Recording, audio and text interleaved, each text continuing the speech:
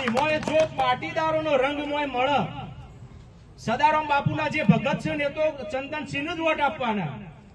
હું અંતરાત્માથી બોલું કે જો સદારામ બાપુના જે સાચા ભગત હોય ને એ તો ચંદનસિંહ ઠાકોરને જ વોટ આપું, એ બીજા આપું જ નહીં. પણ જો પાટીદારો આપણે જો એક થઈ અને અમને જીતાડીએ, અને કેમ જીતાડવા જોઉં, પેલી બાજુ જે ઉમેદવાર રહ્યા એમને ભાઈ આપણે ઓળખીએ બરાબર, એ 5 વર્ષ તમે એમને જીતાડ્યા કે ના જીતાડ્યા, પણ તમારા એકે ગોમમાં 5 વર્ષ જીત્યા પછી આયા હોય તો હું અહીંથી ઘેર જતો આયા ભાઈ, તમે ગમે તે પૂછ્યું આયા નહીં હોય. પણ ચંદનસિંહ ઠાકોર ગમે તે સામાજિક પ્રસંગ હોય, કોઈના દુઃખ પડ્યું હોય, કોઈનું કોઈ પણ કામ હોય તો ખભે ખભો મિલાઈને આપણે વચ્ચે ઉભા રહ્યા હોય તો આવા ઉમેદવારને આપણે જીતાડવા જોવું ને. તો આજ આપણે સોગંદ ખાઈને જવાનું કે એક પાટીદાર 100 વોટમાં પરિવર્તન કરે. બોલો મા ઉમા ખોડલની સોગંદ, હાથ ઊંચા કરો ભાઈ. મા ઉમા ખોડલની સોગંદ ખાઉં છું તો 2015માં અમને જે અમારા ઉપર અત્યાચાર કર્યો હતો એનો હજી અમે બદલો નહીં લઈ શક્યા. પણ આજે સંગીતજીનું અભિમાન તોડી રહ્યા રાજા રાવણની જેમ એ પાટણમાંથી જંગી બહુમતીથી જીતાડી અને લોકસભામાં આપણે ચંદનસિંહ મોકલી અને આપણે બદલો વાળીશું. અને બીજું તો એક પાટીદાર 100 લોકોને સમજાવશે અને 200 વોટનું પરિવર્તન કરશે. એવું આજ માતાજી સદારામ બાપુ, ખોડિયારમાં રોમા પીર, જગત જનની માં ઉમિયા અંબાજી મારી સાક્ષીએ સોગંદ ખાઈએ ને ભાઈ, અને કરશો ને. બોલો સદારામ બાપાની જય, બોલો રણુજાવાળા રોમા પીરની જય. પાટીદાર સમાજ મારી સાથે આવ્યો છે, પાટીદારને આવકારું છું. પાટીદાર સમાજ 30 વર્ષથી ભાજપની સાથે હતો, તો આજે ભાજપ જીતતું હતું.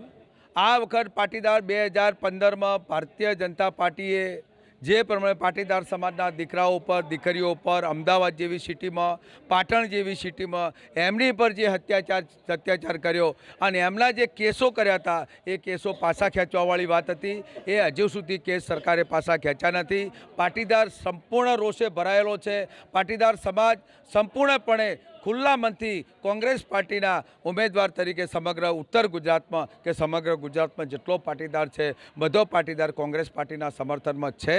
મને પણ ખુલ્લું સમર્થન આપ્યું છે અને જંગી બહુમતીથી જીતાડવા માટેનું પાટીદાર સમાજે આહવાન પણ લીધું છે.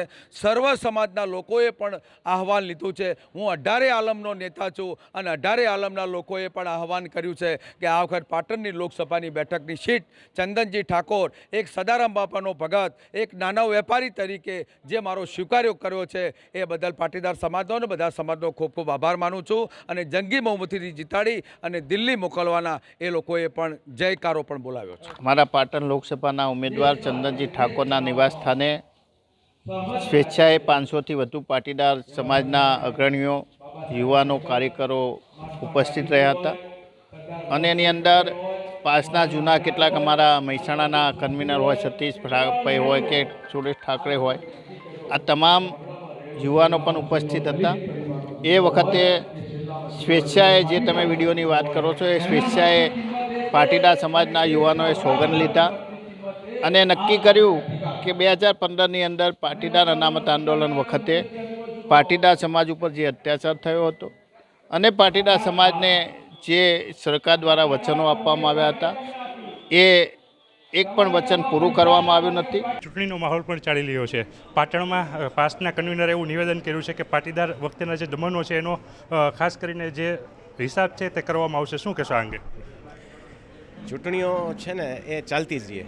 અત્યારે લોકસભા છે, પછી કોર્પોરેશન આવશે, પછી વિધાનસભા આવશે, ચાલવાનું જ છે અને નિવેદનો થતા જ રહેવાના છે. પણ ખોડલધામનો લક્ષ્ય અત્યારે ફક્ત એક આરોગ્ય મોટું ધામ સૌરાષ્ટ્રને આપવાનું છે અને એક વર્લ્ડ ક્લાસ હોસ્પિટલ બનવાનું જ્યારે વાત કરતા હોય ત્યારે કોઈ રાજકારણમાં ન પડતા વધારેમાં વધારે લોકો આ હોસ્પિટલ સાથે જોડાય અને કામ આગળ વધારે એવી મા ખોડલને પ્રાર્થના કરું છું.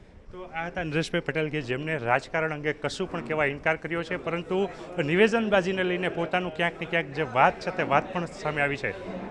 કેમેરામેન મનસુખ રામલિયા સાથે કિંજલ કારસરિયા, ન્યૂઝ 18 ગુજરાતી, જામનગર.